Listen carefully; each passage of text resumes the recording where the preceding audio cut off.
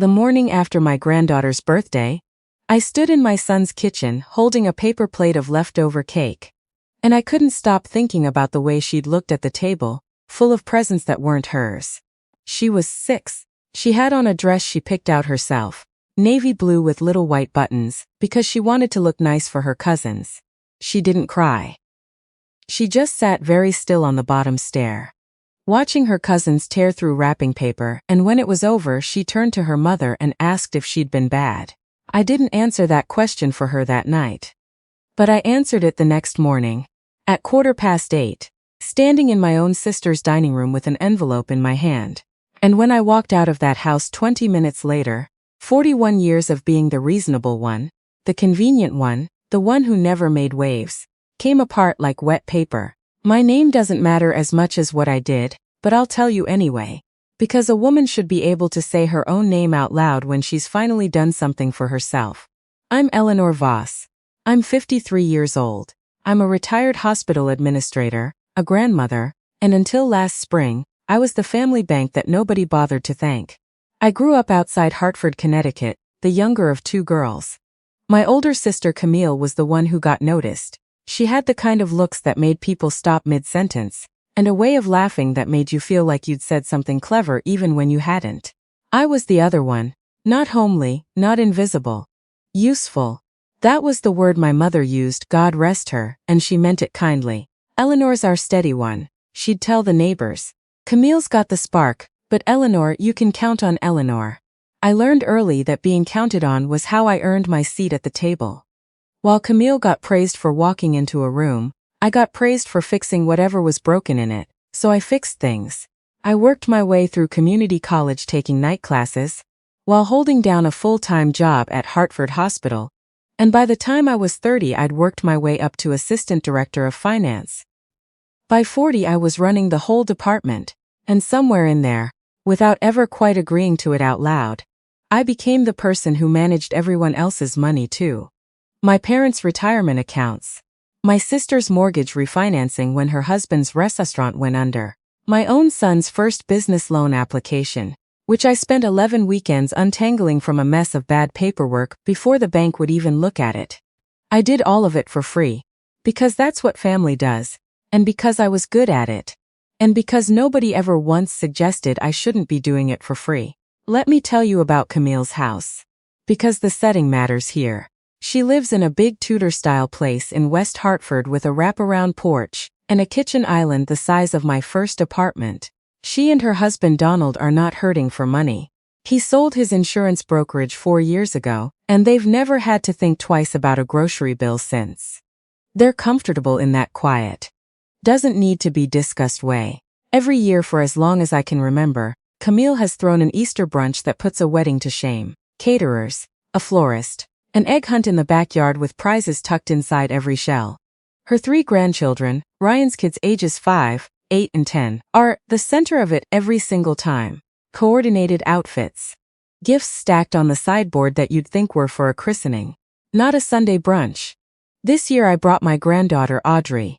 She's 6, she's missing her 2 front teeth, and she'd picked her dress out herself at the Target on Albany Avenue, because she wanted to match the holiday. The second we walked in, I felt it before I understood it. A kind of wrongness in the air. The way you can tell a room's been rearranged even before you notice what's missing. The gift table near the bay window was stacked high, wrapped in foil paper with curling ribbon, and every tag I could see read Mason, or Olivia, or Theo, Ryan's kids. There was nothing with Audrey's name on it. I told myself I was imagining it. Maybe Camille had set something aside privately. Maybe it was in another room. I poured myself coffee from the silver urn on the sideboard, and watched Audrey run off to find her cousins, completely unaware, completely happy for another 40 minutes. At 11, Camille clapped her hands and announced it was time for gifts. I sat on the love seat in the front room and watched Ryan's 3 kids unwrap a Nintendo Switch, 2 American Girl dolls in their own little trunks, a junior chemistry set with a microscope, and enough chocolate to stock a small store. Audrey sat next to me the entire time, hands folded in her lap, watching with that careful, patient attention kids have when they're trying very hard to make sense of something that doesn't add up. She didn't ask for anything. She didn't complain. She just waited. When the last box had been opened and the floor was a sea of ribbon, Camille walked past us, smiling, and reached down to pat my hand. "Oh, Eleanor, we figured you had Audrey's gifts handled already. You've always been so on top of things. Didn't want to overdo it for her. The boys needed a little extra magic this year, you understand." She squeezed my hand and moved on to refill someone's mimosa. Audrey looked up at me. She'd heard every word of it. I excused the two of us to the powder room down the hall, and I sat on the closed toilet lid with my granddaughter on my lap, and I held myself together while she pressed her face into my shoulder. She wasn't even crying. She was just very, very still, the way kids get when something inside them has gone quiet and confused at the same time. "Grandma," she whispered. "Was I bad? Did I do something?" I pulled back and looked at her face, and something in me that had been bending for 40-some years just gave out. Clean and quiet, like a rope finally letting go after being pulled too long, I kissed her forehead. I smoothed her hair back from her face. "You are perfect, sweetheart," I told her. "Perfect. And I promise you, this is the last time anybody in this family ever makes you feel like you're anything less than that." We left 15 minutes later. On the drive home, I stopped at the CVS on Farmington Avenue and bought her a coloring set and a box of gel pens, $9.43 with tax, and she hugged that little bag to her chest like it was something precious. That made it so much worse, somehow, watching her be that grateful for $9. That night, after Audrey's mother had picked her up and the house had gone quiet, I sat at my kitchen table with a legal pad and a cup of chamomile tea going cold beside me, and I started writing. I'm not a dramatic woman. I don't post things online. I don't make scenes at family gatherings. I solve problems the way I was trained to solve them at the hospital, with documentation, with numbers, with precision. So that's what I did. I pulled out every file I had. For the better part of 14 years, I had managed Camille and Donald's finances in one way or another. Starting back when Donald's restaurant business hit trouble and he didn't trust banks, after they'd nearly foreclosed on him. I restructured their debt. I found them a refinancing option that saved them almost $30,000 over the life of the loan. When Donald sold the brokerage, I was the one who sat with both of them for 6 straight Saturdays, working through the tax implications of the sale, structuring it so they avoided nearly $50,000 in unnecessary capital gains exposure. I helped them set up trusts for the grandchildren. I never once sent an invoice. Because that's not what family does, because I was the reliable one, the one who didn't need the extra fuss made over her. Camille said almost that exact sentence to me once, at a 4th of July barbecue 3 years back. "You're so low maintenance, Eleanor. You never need anything." And I'd taken it as a compliment for 3 years. It took watching my granddaughter ask if she'd been bad for me to understand it for what it actually was. I got out my old consulting rate sheet from when I used to do part-time financial consulting on the side, before I retired from the hospital. Back when I started helping Camille and Donald, my rate was $60 an hour. By the time I stopped consulting altogether, it had risen to $110. I used a blended average of $80 an hour, which I considered more than fair, almost insultingly modest. Then I started logging hours the way I'd log any project at work. The 2014 debt restructuring, 42 hours. Annual tax prep assistance for 9 straight years, roughly 14 hours a year, 126 hours. The 2018 business sale tax planning, 55 hours. Setting up the grandchildren's trusts in 2020, 38 hours. Miscellaneous calls, paperwork corrections, the spreadsheet I built and maintained for them every single month for 9 years. I conservatively estimated 6 hours a year, 54 hours total. I worked through the whole pot of tea and most of a sleeve of saltines. When I finally added it all up, sitting there at midnight in my bathrobe, the number on the legal pad read $25,720. $25,720. That was the going rate, apparently, for being the steady one. Then I did something else. I pulled the binder where I kept copies of everything. The trusts, the will, the power of attorney documents Donald had insisted on years back, just in case. Because, as he'd put it, you're the only one in this family who actually understands any of this.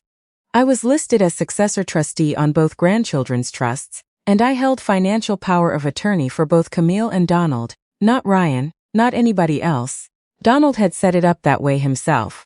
Back when his health had scared him after a minor heart episode, he trusted me with it completely, because I was the reliable one.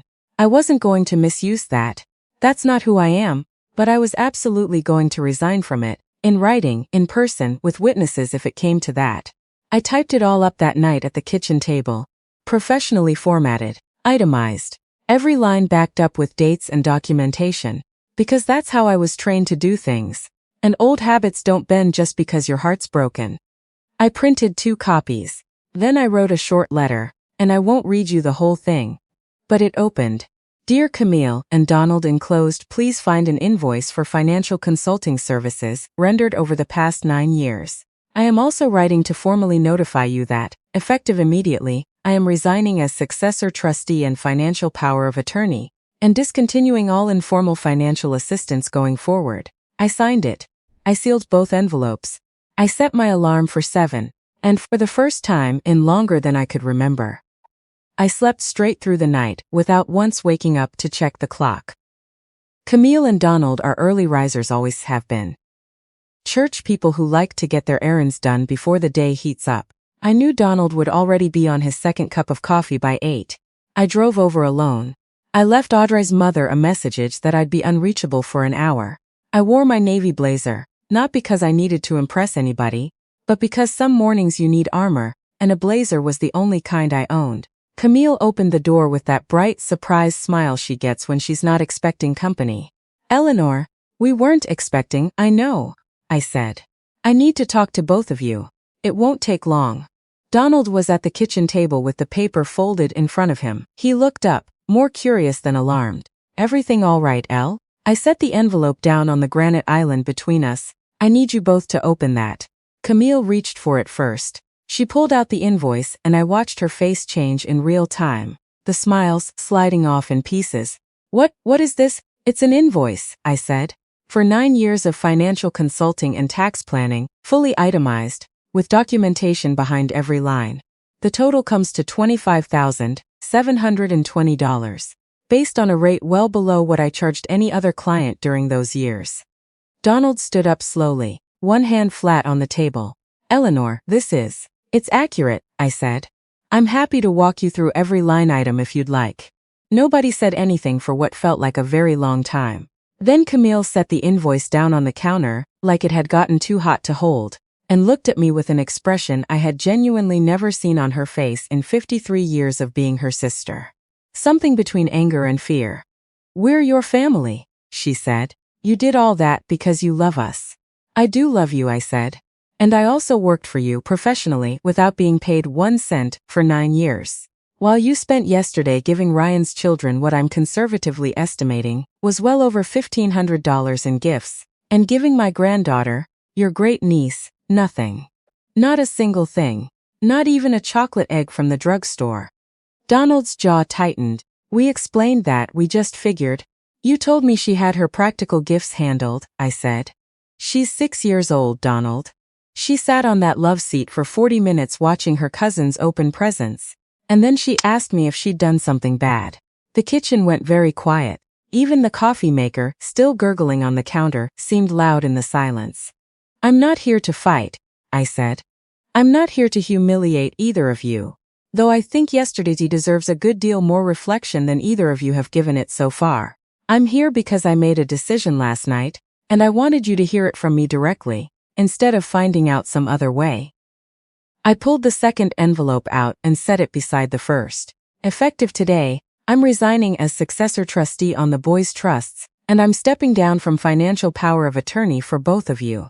I'm also done with the informal help. The tax prep, the spreadsheet, all of it.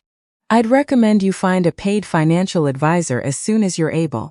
I'll provide a transition summary of everything so whoever you hire isn't starting from zero.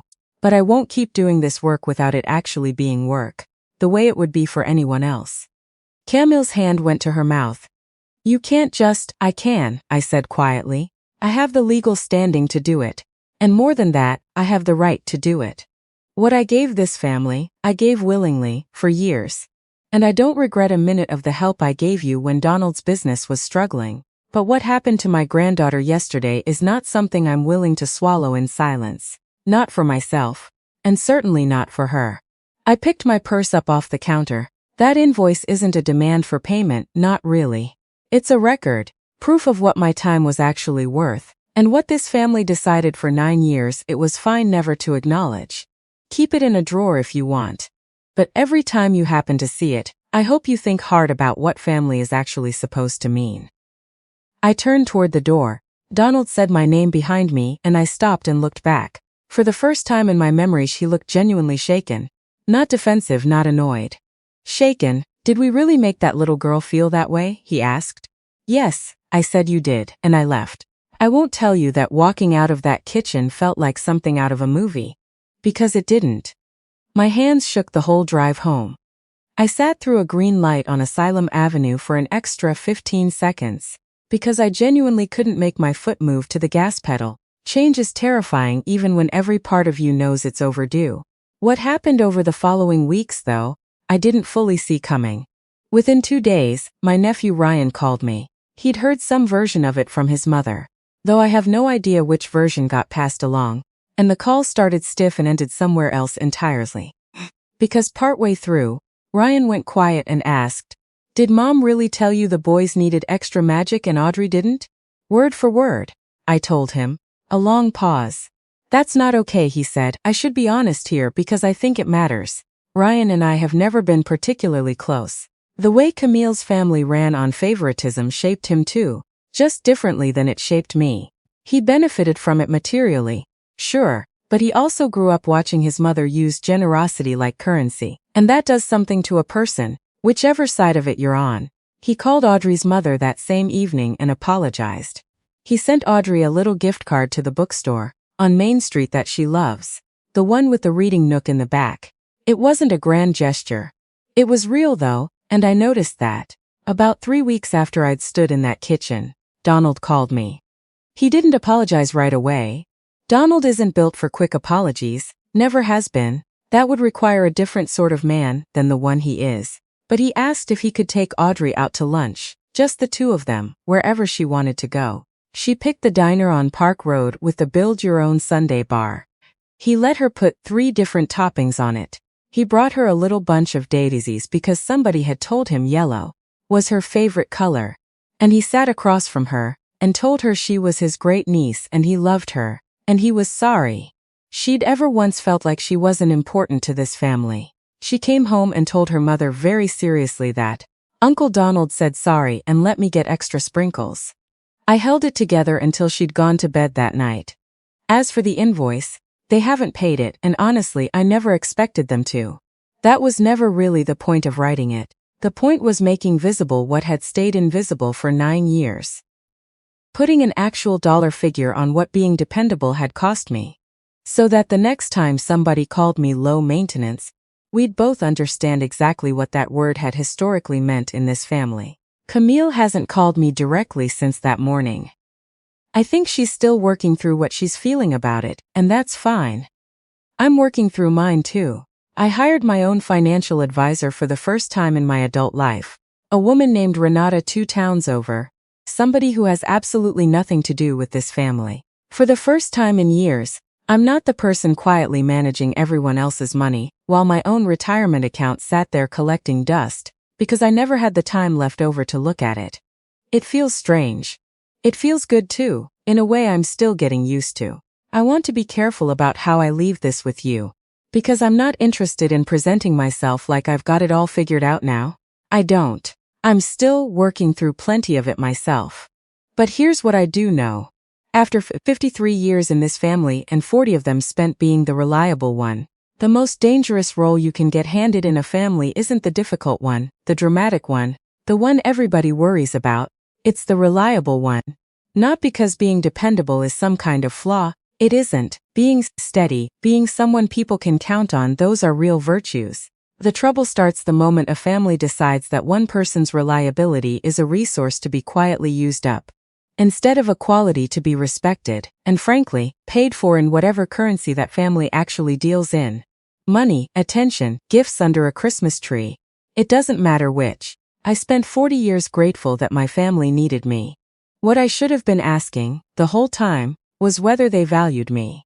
Those aren't the same thing. They never were. And children, They see everything.